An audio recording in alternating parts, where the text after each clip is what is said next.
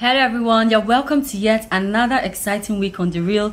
As usual, I remain your noble host and my name is Linda.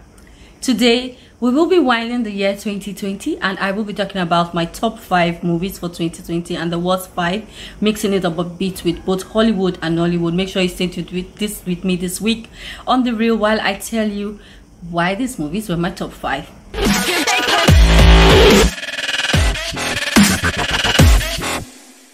Welcome back. So good to have you guys back on The Real. Thank you so much for staying with me all through 2020. 2020 was a very serious, bumpy year. So many things we never thought were going to happened in 2020. So we had the first 3 months of the year, cinema movies, January to March, and then there was a lockdown at the end of March. We went on to going to Netflix movies and reviewing Netflix movies. Went back to the cinema towards July, August, and then of course back and forth. So you will have reviews from me from both Netflix and also the cinema movies. But I just wanted us to understand that us being alive is still a great thing. So thank God that we're alive, which is amazing. So I want us to look at the bright side of life and then just hope that 2021 will be better. My top 5 movies for the year. So let's start from the beginning of the year. We had Bad Boys for Life. If you do guys remember the movie with Bad Boys for Life and Will Smith, it was really amazing to see the two guys kill it, and the songs, it rained for a very good while and we all enjoyed it. I did. And then we had Just Mercy, which was a simple movie based on a true life story talking about how Jimmy Fox had to go to jail for what he didn't know. It was very nice and very good. Next on my list is Queen and Slim. Simple, very lovely, yet strong storyline that almost made me cry at the end. How two guys had to run for their a guy and a lady had to run for their life. It was just a coincidence that they killed the police officer, but no one was going to believe their story. And in the whole quest of trying to tell their story, they were killed. Really, really touching story. If you haven't seen Queen and Slim, make sure you go check it out. It was really amazing.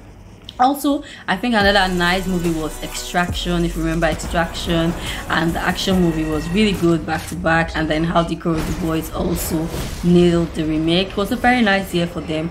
Telling different stories was really good. For my Nigerian movie, I think Meet the Kojas was it for me.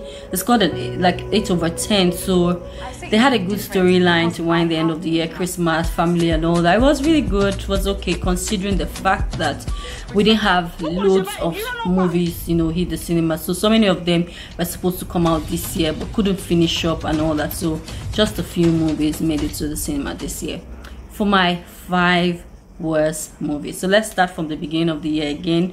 Informer was a movie that was released January of 2020. I really didn't understand the story. It was totally off it for me, but then that's fine.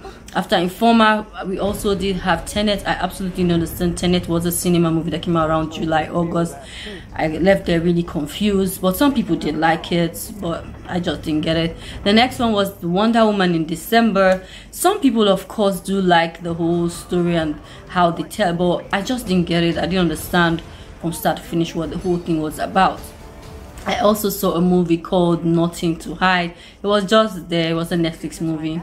I really didn't find anything extraordinary about it, so it makes my number 4. And number 5 for me, even though many people will like it, is Omogeto. Omogeto was just simple and basic, nothing extraordinary out of the box. But I think they did do some parts for me in terms of trying to make it really funny so much, the comedy part and the drama, and then dragging the scenes. But it was okay. Many people still really do like it, but it's just my verdict. I really didn't feel the kind of core storyline content and substance that I was looking for, and the twist. So I guess I wasn't supposed to find that, right? It's a comedy movie, so you just watch it and you laugh. So it was okay. It's been a very good year for those who have followed us through reviewing over 52 movies back to back every week, trying to make sure that we're up to date with whether it's cinema or Netflix.